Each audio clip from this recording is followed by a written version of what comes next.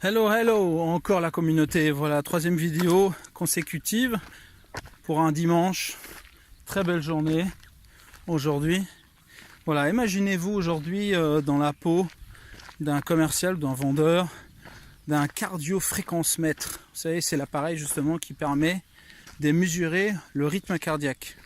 Et là, il a affaire à un amateur qui souhaite se placer dans le top 10, voire dans le top 5 du prochain Ironman.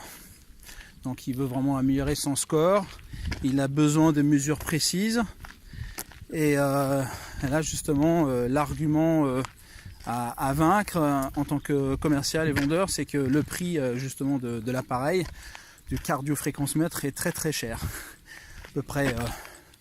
à peu près une fois et demie plus cher que le prix de base. Mais l'avantage, c'est sa fiabilité. Sa fiabilité, justement, sa précision. Et donc, le commercial lui dit, donc justement, vous voulez vous placer parmi les meilleurs, de votre segment. Vous voulez vous placer soit dans le top 10 lors de l'arrivée de l'Ironman. Et vous savez que vous devez vous entraîner selon votre rythme cardiaque. Alors votre rythme cardiaque maximum, donc selon un effort que vous pouvez produire sur plusieurs secondes et que vous pouvez maintenir maximum quelques minutes, c'est entre 190 et 210. Donc et que votre rythme à tenir justement sur ces heures d'effort maximum, c'est entre 140 et 170.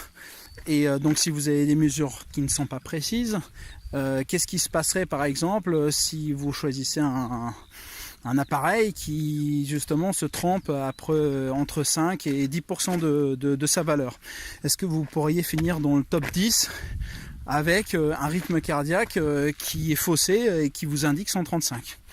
Et là justement l'athlète lui dit bah non, j'arriverai beaucoup plus tard, puisque mon rythme cardiaque étant à 135, mon effort sera moindre et donc la précision n'aura pas lieu, donc forcément après je perdrai des minutes précieuses, voire des heures sur une telle distance. Ouais, il dit très bien. Qu'est-ce qui se passerait justement si l'appareil se trompait dans les mesures hautes et qui vous indique un rythme cardiaque à 200 alors que réellement vous êtes à 210? Est-ce que vous serez capable de pouvoir maintenir un tel effort sur une longue durée?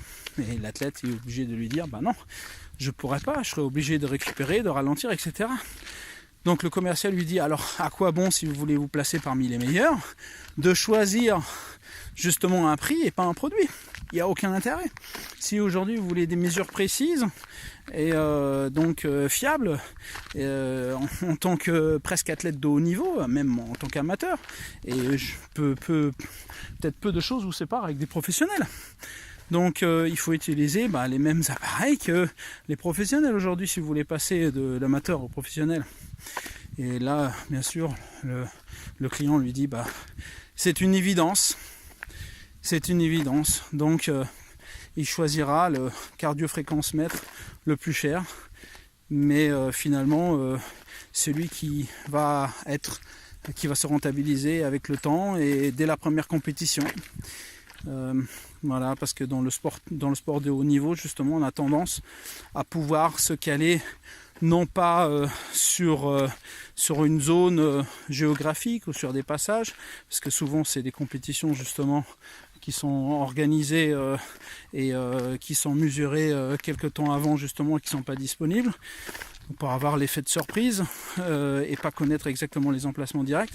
Mais le meilleur moyen justement pour un sportif de haut niveau pouvoir se caler sur ses efforts, c'est son rythme cardiaque. Voilà, c'est cette mesure-là qui va pouvoir suivre tout au long de l'effort et qui sera la sécurité totale pour lui, en tout cas par rapport à l'effort à fournir.